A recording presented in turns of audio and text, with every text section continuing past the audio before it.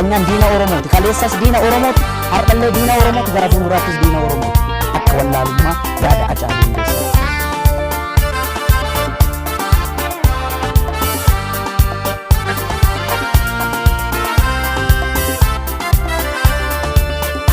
Oromo miidhuudhaaf kate martifaate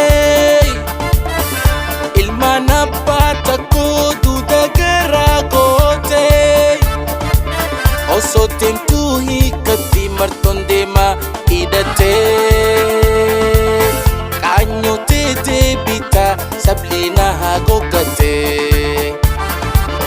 osoo deemtuu hiikatti martoon deemaa hidhatte qaanyotee deebitaa sabliina haa goggate naftanyaa garaa hiitaa har'allee hadumaa hiitaa ooluu taaltee gaduu taal kan dursin deebitu Oromoo jala bultaa jaalattuu jibbitu naftanyaa garaa hiitaa har'allee hadumaa hiitaa ooluu taaltee gaduu taaltu kan dursin deebitu qeyroo jala bultaa jaalattuu jibbitu.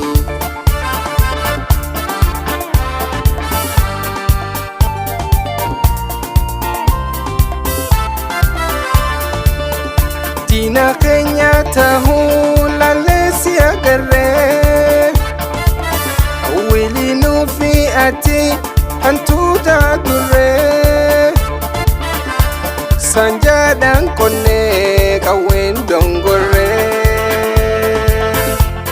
if keessaa si baafnaa yaa hambaa sirna dabree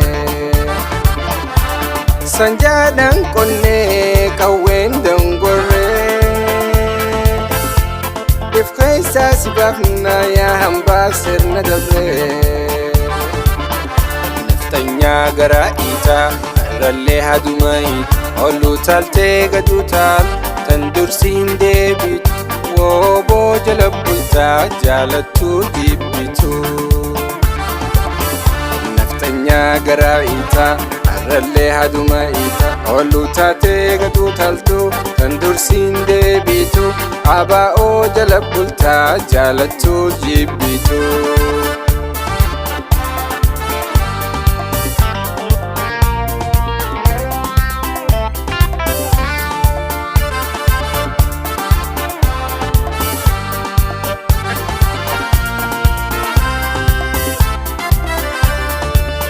Oromiyaan biyya teenya durattu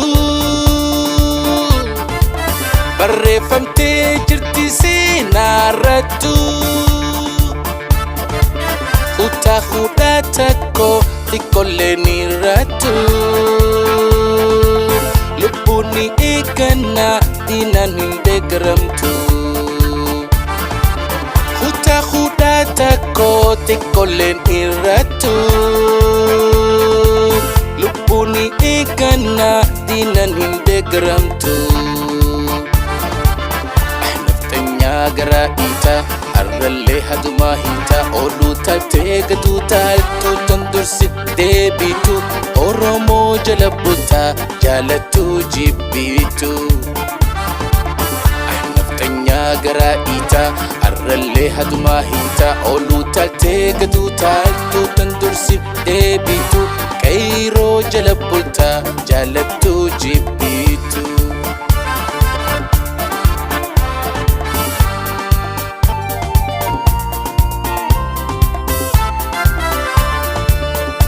Oromoo miidhuudhaaf kate martifattee ilmaan abbaa tokkoo duuda garaa goote osoo deemtuu hiikkatti martoon deemaa hidhattee qaanyotee deebitaa sabliina goggattee osoo deemtuu hiikkatti martoon deemaa hidhattee qaanyotee deebitaa sabliina goggattee cunqursaa garaa hiitaa har'allee hadumaa hiitaa ooluu taaltee gaduu taal tan dursiin deebitu abaa'oo jala bultaa jaalattuu jibbitu.